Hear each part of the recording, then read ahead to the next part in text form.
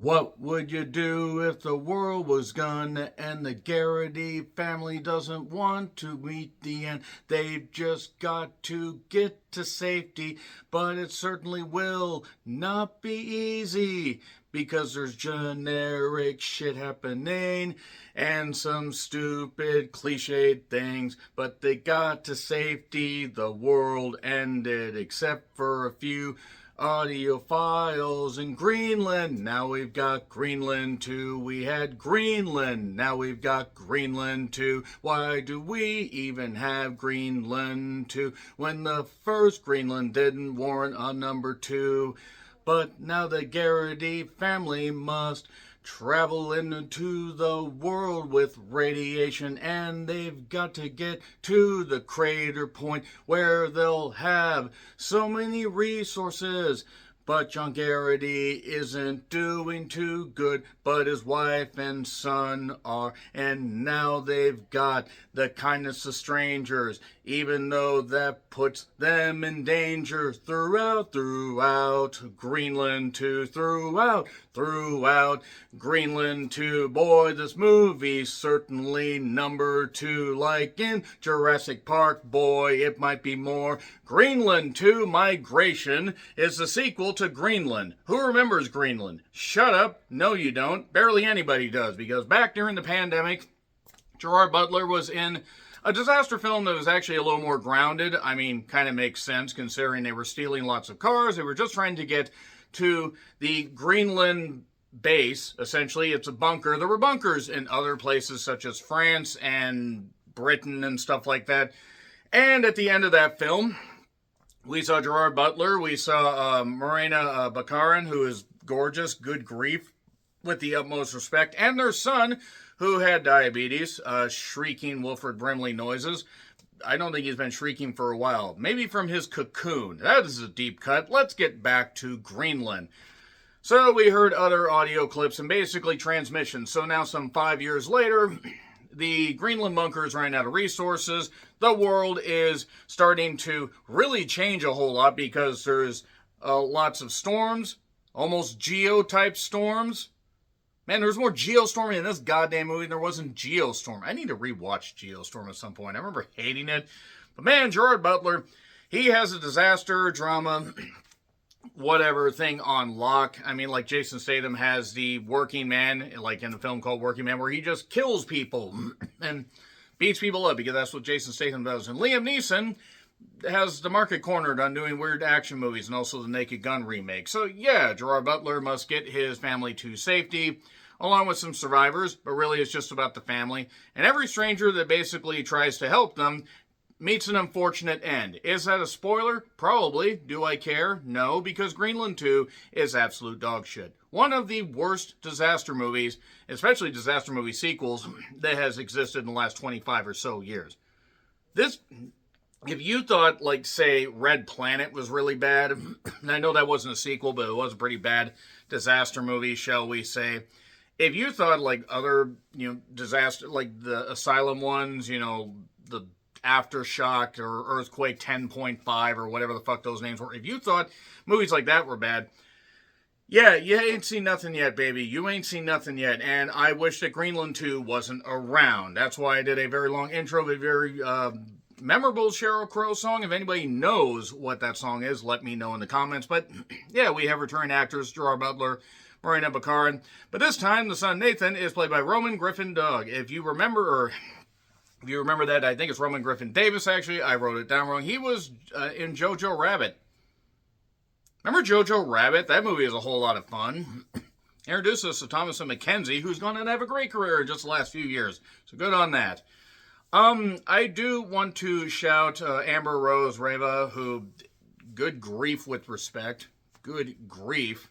She's a doctor. She's absolutely gorgeous. Just stunning as hell. So the idea is they basically have to get out of this bunker because earthquakes and a bunch of natural disasters are happening. And the idea is Dr. Amina basically says, hey, where the crater, or where the big, impact point was with a large chunk of the Arthur C. Clarke meteor, that's what it was named after, where it hit, it might actually create a good ecosystem, something where people can live. But the thing is, even though it's a fairly decent sized area, Some people will do anything to defend it and will do anything going to great lengths and great cliched, bingo card lengths, basically, to get to that whole thing. So, yeah, this movie's dumb as hell. I didn't expect much, and I got even less. I didn't care much for the first Greenland, but I understood what they were trying to do. It was kind of generic, like a micro-budget Deep Impact, especially with the ending. And I felt that they left it open for a sequel, but Den of Thieves 1 and Den of Thieves 2, unnecessary. Accountant 1 and Accountant 2. There's just these movies that really, quite frankly, should just be on a streaming service, while other films more deserving of theatrical release get put on the big screen. This is ugly, boring, and doesn't really, despite Morena and Amber looking absolutely tremendous. The movie itself also has no stakes. It has nothing to sink your proverbial teats into. Any of the, situations they get put in where they got to cross ravines or they got to cross other areas are completely, nullified within mere seconds. And yeah, there's no sense of danger. You know exactly where this thing's going to go pretty much from the very beginning. And God forbid, I don't think they're going to do a third one, but God help us if they do. This is just such a painfully unnecessary sequel. Like, that's really all I have to say. And nothing against Gerard Butler, who's a more than capable actor. But he's just in it for the paycheck here. It really fucking is. So now I'm going to get into spoilers in theaters if you want to check it out. So there we go. 3, 2, 1, and spoilers. How far am I into spoilers? Gerard Butler dies at the end of the movie. That's pretty much one of the only spoilers I wanted to tell you right there. So this was also delayed from being released on March 28th of last year. Who asked for this is what I kept noting. But this got delayed by nearly a year, and you see why. But anyway, they're in the bunker. Gerard Butler is going out to check to check for supplies and old ships and stuff like that. But the thing is, he has to wear a radiation suit because they've tried rebuilding. They have the technology, but the world says, no, fuck you. And that's basically where we're at, where he is also having some breathing issues and having some stuff going on where things are not, good. So, essentially, it seems like things are going okay with Nathan. Because remember when Nathan had diabetes? Shut up, the movie doesn't. So they just decide to get basically away from that, which was probably smart, to be perfectly honest, because it was kind of a lame crutch. And now, they set up a few things where they're going to bring other people in, even though supplies are low. But then they end up basically earthquakes and shit hit. Gerard Butler's got, he's clearly fucked, radiation poisoning has taken over him, but he has vowed to keep his family safe. Bad earthquakes hit, and now all of a sudden the foundation, all that stuff, the bunker is crumbling. Maybe we should have researched this stuff before we did this, but nevertheless. I guess they didn't anticipate fissures and other stuff in Greenland basically becoming a giant active volcano. So they get in some lifeboats. They get in one of the few lifeboats that's actually working, but then they run out of fuel, and now they're at the mercy of the current. They end up, instead of the south of France, where Dr. Amina basically says that's where the impact point is and where, the safety net, the safe haven may be. Now they're at the mercy of the current. They end up in Liverpool, and then they end up in London. They just do globe-trotting shit and do it pretty easily. Now, most of their party ends up actually getting totally left behind because there's, limited supplies, and the remaining residents are very pissed off and trying to get at the military garrison to shoot one of the guys. I don't remember his name. It doesn't really matter. There was, tension about him not wanting to bring in people, but then after that all happens, he nearly gets killed getting on a lifeboat. And Allison, Morena Baccarin's character, gets him. And now they basically are on the hunt to get to their friend Mackenzie's, or Mac, who's played by Sophie Thompson, of all people. Pretty capable actress there. I wonder what the fuck she was doing in this. They probably found her for a weekend and shot her performance. But anyway, we get a guy named Obi that helps him. He was an immigrant from Nigeria, 12-something years ago, before all this bullshit happened. And he had a van and brought him out, and then suddenly, oh no, fragments from the meteor are coming down, and boom, boom, boom, meteor showers, because that's something Nathan pointed out, because Nathan's very obsessed with the stars, because now he can see the stars.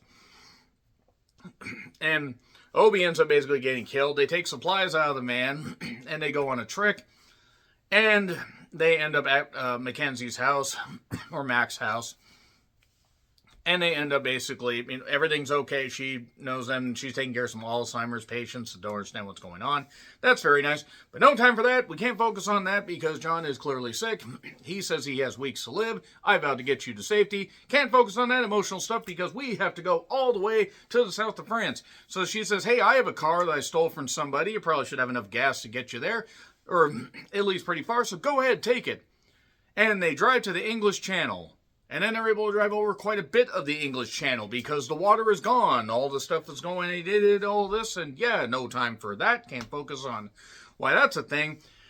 They get to this ravine where people made a makeshift bridge. A makeshift bridge is basically just a tightrope walk bridge where they can get to another part of this cliff that has ladders that they set up. Where did they get these supplies? How did they get there? It's fine. It's fine. No time to worry about that. He's still having his, bad fits where he's not healthy.